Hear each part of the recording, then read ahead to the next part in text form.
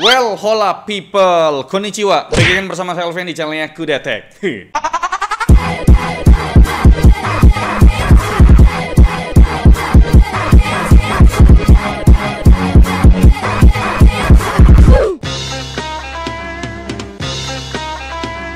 Beberapa waktu lalu bre, kita ada review Poco X6 5G yang pakai SoC 7S Gen 2 dan Realme 12 Pro Plus 5G yang pakai 7S Gen 2 juga. Dan kali ini kita bakal nge-review kembarannya Poco X6 5G, yaitu Redmi Note 13 Pro 5G. Karena cukup banyak juga yang request untuk review HP ini bre. Gimana enggak ya kan? Ini HP SoC yang dipakai sama-sama 7S Gen 2, tapi punya kamera yang katanya sih lebih baik dari Poco X6 5G bre. Dari segi harga pun cuma beda 400.000 doang loh. Ya sebenarnya sih Redmi Note 13 Pro 5G ini punya form factor yang sama aja kayak si Poco X6 5G. Desain sama-sama mengkotak dengan dimensi yang identik. Bobotnya sih ya cuma beda 6 gram doang. Lebih berat punya Redmi Note 13 Pro 5G sih. Tapi dari segi material sama kok.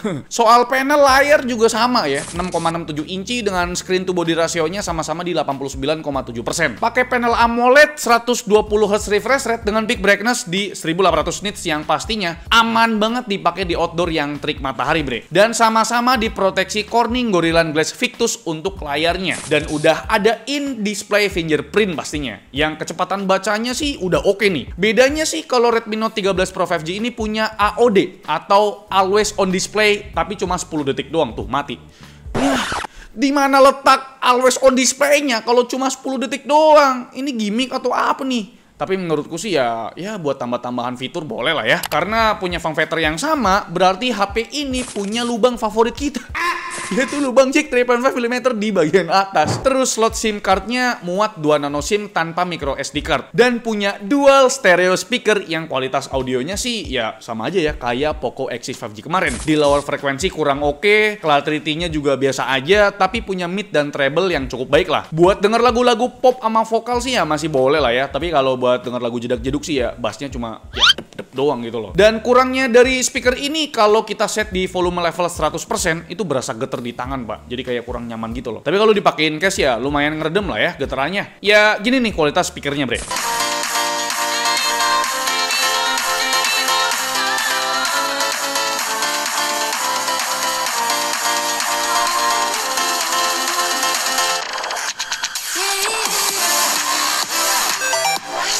Mungkin udah cukup lah ya ngebahas kesamaan antara Poco X6 5G sama HP ini. Ya walaupun dari segi konfigurasi kamera mirip sih. Bang, udahlah bang, janganlah dibanding-bandingin lagi.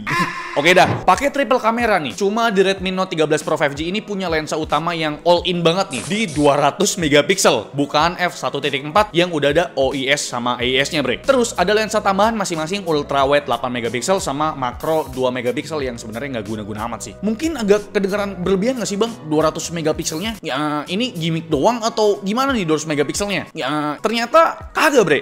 Ya dari ukuran filenya aja beda jauh antara mode 200 megapikselnya dengan mode autonya. Tapi sebenarnya 200 megapiksel ini kepake nggak sih? Jujur aku jarang pakai juga sih ya. Bahkan di S23 Ultra aku juga kagak kepake amat tuh lensa 200 megapikselnya. Karena prosesinya tuh lebih lama, sekian detik lah ketimbang mode autonya bre. Perbedaan kualitas fotonya sih berasa ya. Dari segi ketajaman sama kontrasnya beda bre. Di foto ini kelihatan kalau mode auto tuh naikin saturasi warnanya bre. Kalau di crop baru berasa bedanya kan. Detail yang 200 megapiksel lebih berasa. Begitupun di foto ini nih. Sekilas emang nggak jauh beda ya. Mungkin kalau kalian lihat pertama kali, kalian nggak akan sadar mana nih yang 200 megapiksel dan mana nih yang mode autonya. Barulah kelihatan bedanya kalau di crop nih bre. Tapi kalau dibandingkan sama mode auto in sensor zoom 4 kali, justru croppingan yang 200 megapiksel ini kelihatan kalah bre. Dan gimana kalau dibandingkan sama 200 megapikselnya S23 Ultra nih? Detailnya sih sama-sama cakep ya. Tapi warna di S23 Ultra lebih keluar sih di foto ini. Tapi di foto ini kalau dilihat sekilas punya Redmi Note 13 Pro 5G lebih oke kontras dan highlightnya bre. Tapi pas di crop di bagian lampunya baru kelihatan detail punya S23 Ultra lebih bagus bre. Dan di foto ini sekilas warna di S23 Ultra lebih keluar dan pas di crop lagi di muka kucingnya baru udah kelihatan detail di S23 Ultra lebih mantep. Sebenarnya sih nggak perlu lah ya kan pakai mode 200 megapikselnya terus. Mode autonya juga udah bagus kok. Saturasi warnanya nggak over tapi kadang kontrasnya berlebihan. Tapi masih oke lah ya. Dynamic range-nya luas. Backlight backlightnya oke. Buat foto grup, tone warna muka juga kelihatan mana yang hitam, mana yang putih. Jadi bisa diseparasi gitu loh. Separasinya bagus lah. Karena di HP ini tuh nggak ada lensa telenya, bre. Cuma ngandelin in sensor zoom 2x dan 4x-nya. Tapi ya masih oke lah. Tapi nih kadang-kadang di 4x zoom-nya tuh udah mulai turun nih detailnya. Kontrasnya juga ikutan turun nih di 4x in sensor zoom-nya. Terus buat mode potretnya, kalau komposisi cahayanya dan background-nya tepat, hasilnya bagus loh. Kayak di kedua foto ini. Tapi kalau ada backlight, jadi ngaco nih hasilnya, bre. Dan buat night mode-nya nih oke lah ya kan. Highlight-nya dapet, lagi-lagi kontrasnya agak berlebihan. Kalau di ultrawide mungkin bakal kepake kalau cahayanya bagus biar detailnya oke. Dan terakhir buat lensa selfie-nya nih aku suka, Pak. Tanpa efek beauty udah cukup mulus ya mukaku ya kan. Tapi masih ada kelihatan dikit lah ya kan bekas jerawatnya. Terus mode potret selfie-nya juga lumayan oke lah buat jepret-jepret. Dan untuk perekaman videonya gimana nih? Udah oke ternyata. Buat kelasan HP 4 juta, bre. Kamera belakang bisa ngerekam video up to 4K 30 fps ataupun Full HD 60 fps. Sedangkan kamera belakangnya sih ya masih di Full HD 60 fps. Kalau di Poco X6 5G kemarin kan cuma di Full HD 30 fps doang tuh untuk kamera depannya. Buat hasilnya sebagai berikut. Oke, bre, ini adalah kualitas perekaman menggunakan kamera belakang di resolusi tertingginya itu 4K 30 fps. Ini di ruangan yang cukup cahaya ya, di indoor, di dalam mall. Jadi cahayanya cukup. Nah, menurutku nih, ini videonya nih sangat impresif sekali, bre. Dan selanjutnya kita coba pakai resolusi Full HD, tapi ini di 60 fps ya. Sambil jalan ini, jalan normal di kondisi ruangan yang sangat cukup cahaya di dalam mall ya, di indoor. Sambil jalan kaki ini sih stabil banget, bro. Asli ya. Oke, bre, ini adalah kualitas perekaman menggunakan kamera belakang di resolusi tertingginya di 4K 30 fps nih sambil jalan kaki di kondisi cahaya yang cukup ya, malam hari ya. Tapi sedikit ada jitter, tapi ternyata cukup stabil lah ya untuk perekaman videonya di resolusi 4K. Dan ini dia untuk resolusi yang Full HD 60 fps ya, kalau mau stabil ya. Nah, kalau Full HD 60 fps tuh minim jitter ya. Ini kondisi malam hari.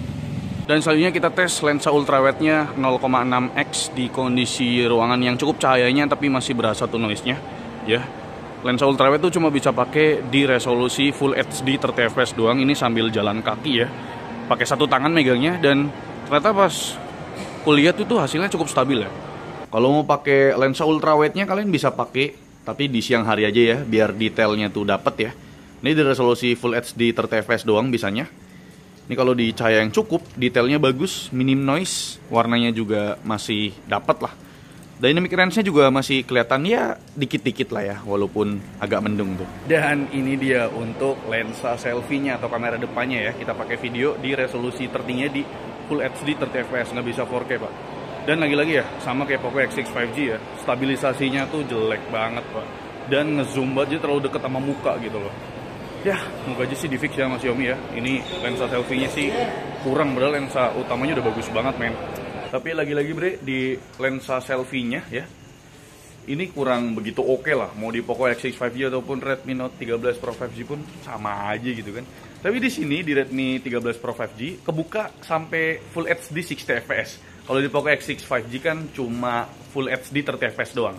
Dan untuk OS di HP ini masih pakai MIUI 14 berbasis Android 13 nih, yang katanya sih bakal dapat updatean ke Android 14 dan juga dapat jatah update ke HyperOS juga, tapi nggak tahu kapan ya. Security patch-nya dapat 4 tahun dan 3 tahun OS update, bre. Dan untuk baterainya ini berkapasitas 5100 mAh ya, nambah sekitar 100 mAh dari generasi sebelumnya si Redmi Note 12 Pro. Dan buat screen on time-nya kita tes 2 skenario nih, bre. Pertama berdasarkan pengujian Work 3.0 battery life pastinya. Baterai HP ini bertahan lebih dari 11 jam 22 menit. Kurang 1 jam nih kan dari Realme 12 Pro Plus 5G kemarin. Dan masih tersisa 20%-an, bre. Skenario kedua kita pakai buat harian ya, buat gaming, scroll sosmed kayak TikTok sama streaming YouTube lah. Dari 100% ke 2%, Redmi Note 13 Pro 5G ini dapat screen on time 10 jam 19 menit. Ini lumayan irit kalau dipakai kombinasi gaming dan main sosmed, bre. Dan nanti kita jabarin penggunaan baterai tiap main game, bre. Dan buat pengisian dayanya gimana nih? Pakai adapter 67 watt dari 1% ke 50% tuh butuh waktu 24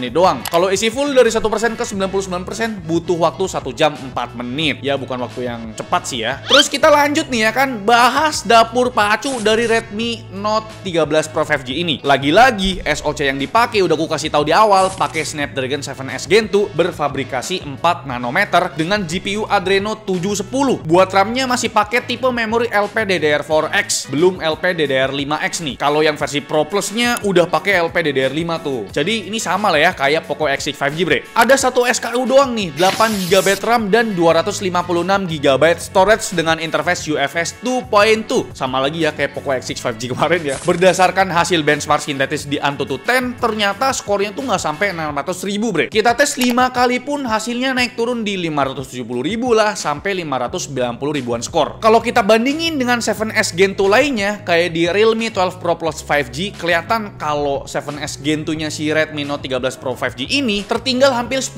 bre. Performa Redmi Note 13 Pro 5G ini mirip banget sama Poco X6 5G lagi-lagi gitu loh. Tapi walau skornya kurang tinggi, stabilisasi dan suhunya tuh bagus banget bre. Kita tes 30 menit pertama pakai CPU throttling test, gak ada drop sama sekali, stabil di atas 93%. Tes kedua nih 45 menit sama juga ya kan, sangat stabil di atas 93%. Dan tes terakhir selama 1 jam baru ada penurunan, itu pun cuma turun di menit 50 dan sisanya stabil di angka 85%. Buat suhu permukaannya juga adem bre, di bawah 40 derajat Celcius. Ini menandakan ya 7S Gen 2 di HP ini sangat stabil dan gak ada throttle sama sekali. Dan next di pengujian Geekbench 6, 7S Gen 2 punya Redmi Note 13 Pro 5G ini kalah dari 7S Gen 2 di Poco X6 5G, tertinggal sekitar 8%-an untuk multicore-nya. Dan performa GPU-nya di Geekbench 6 ternyata punya performa identik antara 4 HP ini. Dan di 3D Mark pun skornya sama aja ya. Mau itu di 3D Mark Slingshot Extreme ataupun Wildlife Extreme punya skor GPU yang identik juga nih. Dan inilah saatnya kita kasih data lengkap buat gamingnya. Kita ada tes 6 game nih. Ada satu game baru sih, yaitu COD Warzone yang lumayan menyiksa si HP Redmi Note 13 Pro 5G ini bre. Setting grafiknya tuh sebenarnya bisa kebuka sampai high quality, tapi kita tesnya di grafik medium, frame rate-nya 60, game boosternya off. Main 30 menit pertama rata-rata tuh dapat 43 FPS di minimumnya 29,4 FPS. Itu pun FPS-nya nggak stabil ya. Kalian bisa lihat grafiknya tuh naik turun berasa gitu loh. Kadang drop ke 25 FPS kalau ada fight scene yang rame banget. Terus buat CPU usage-nya juga tinggi banget bre. Rata-rata CPU usage-nya tuh di angka 90-an%. Suhu CPU sama GPU-nya aja sampai 68 derajat Celcius loh. Gokil, tinggi banget. Ini jadi satu-satunya game yang menyiksa bre selain Genshin Impact gitu loh. Dan kita coba tes juga ya di game boosternya on. Rata-ratanya tuh nggak naik signifikan, cuma di 44,4 FPS ya. Cuma naik 1,4 FPS doang bre.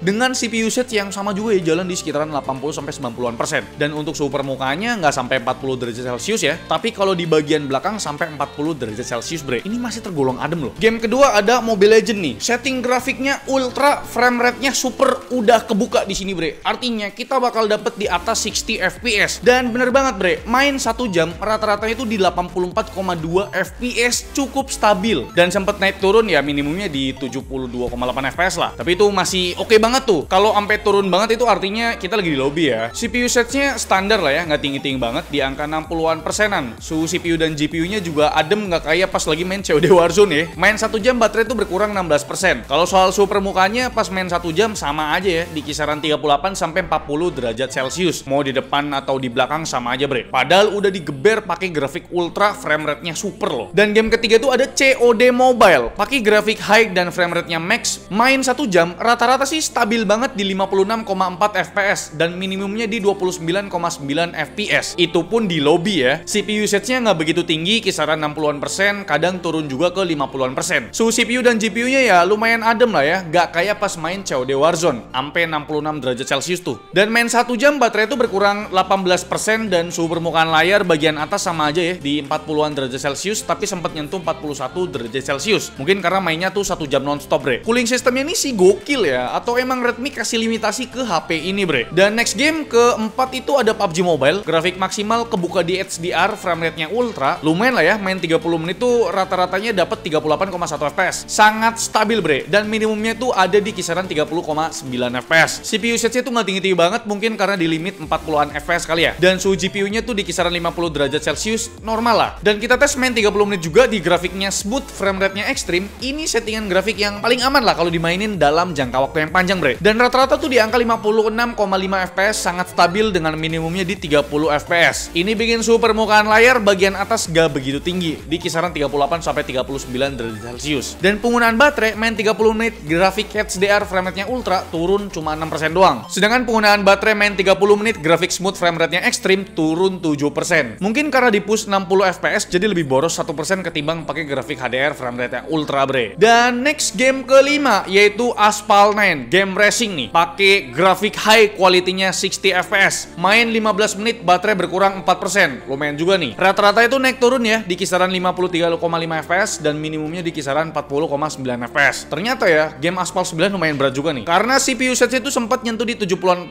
gitu, bre. Tapi untuk suhu permukaan layar ataupun bagian belakang masih sama, aman banget di bawah 39 derajat Celcius. Dan game terakhir yaitu game Genshin Impact. Di Redmi Note 13 Pro 5G ini gak kena limit untuk FPS-nya, bre. Gokil. Pertama kita tes 30 menit main pakai grafik medium, motion blur-nya low, rata-ratanya itu di 42,5 fps. Agak naik turun dan minimumnya tuh di 35,7 fps loh. Dan karena memang ini termasuk game berat, jadi CPU usage itu tinggi nih, di 77 sampai 83% dengan suhu CPU dan GPU-nya di atas rata-rata game lain, bre. Ya mirip lah ya sama COD Warzone nih. CPU usage-nya tinggi, suhunya juga tinggi, tapi suhu permukaan HP-nya kagak naik, mentok-mentok ya di 40 derajat Celcius aja, bre. Berarti nih ya, Redmi kasih limit performa 7S Gen 2-nya supaya nggak overheat, bre, supaya nggak throttling. Good job Redmi. Soalnya kemarin kita ada tes di Realme 12 Pro Plus 5G, main COD Mobile, suhu permukaannya tuh bisa sampai 44 derajat Celcius. Dan next kita turunin grafiknya ke low, main 30 menit rata-rata FPS-nya jelas lebih tinggi dan lebih stabil di kisaran 53,7 fps walau ada naik turun kalau lihat di tabel berikut. Tapi minimumnya oke kok di 43,9 fps, nggak sampai drop jauh banget. Sangat enjoy lah ya kalau main di setting grafik low ini. Suhu CPU dan GPU-nya jadi adem dikit, tapi tetap ya CPU usage itu di atas 75%. Penggunaan baterai pas main 30 menit grafik medium turun 11%. Ini lumayan boros juga nih. Terus penggunaan baterai main 30 menit di grafik low itu turun 13%. Ini membuktikan Redmi Note 13 Pro 5G sangat cocok digeber buat gaming. Performanya keluar tapi punya suhu permukaan yang terbilang normal, bre. Gak panas. Main PUBG Mobile jelas lancar ke unlock sampai ultra. Main COD Warzone masih sanggup. Main Genshin Impact FPS-nya nggak kena limit. Gokil Redmi. Dan kayaknya itu aja kali ya review atau ulasan dari kami ya mengenai Redmi Note 13 Pro 5G ini, bre. Gimana kesimpulan dari kami mengenai HP ini? Pertama, kita kasih tahu dulu untuk harganya ya. Harganya itu Rp4.399.000. Beda Rp400.000 sama Poco X6 5G, bre. Poco X6 5G kan 4 juta kembali 1.000 tuh. Pertama kita ngomongin nilai plusnya dulu. Harganya jelas murah ya, cuma 4 juta. Fiturnya lengkap juga kayak Poco X6 5G. Ada NFC, in-display fingerprint, ada lubang jack 3.5mm, speakernya juga udah stereo, hasil fotonya oke, perekaman videonya juga stabil, performa gamingnya bisa digeber yang udah kita bilang ya, dan suhunya tidak panas, pak. Inilah yang kami cari gitu loh. Tapi tetap ada nilai minusnya dari si Redmi Note 13 Pro 5G ini ya. Pertama, baterainya tuh sedikit boros ya kalau kita bandingin sama Poco X6 5G. Terus always on display-nya tuh kayak gimmick doang ya, 10 detik tuh buat apa? Itu bukan always on display yang namanya gitu kan. Dan nggak ada tambahan slot micro SD card kalau misalkan storage kalian tuh udah full. Karena storage-nya ini yang 256GB. Apakah dengan storage 256GB dan RAM 8GB kalian udah cukup? Ya coba dah tulis di kolom komentar mengenai Redmi Note 13 Pro 5G ini, bre. Like video ini kalau kalian suka, dislike kalau kalian jelek, dan jangan lupa untuk tekan tombol subscribe yang warna merah kalau misalkan kalian belum subscribe channel ini. Kira-kira kalian request review HP apa aja? Coba tulis di kolom komentar, bre. Bye-bye, sampai jumpa di video selanjutnya.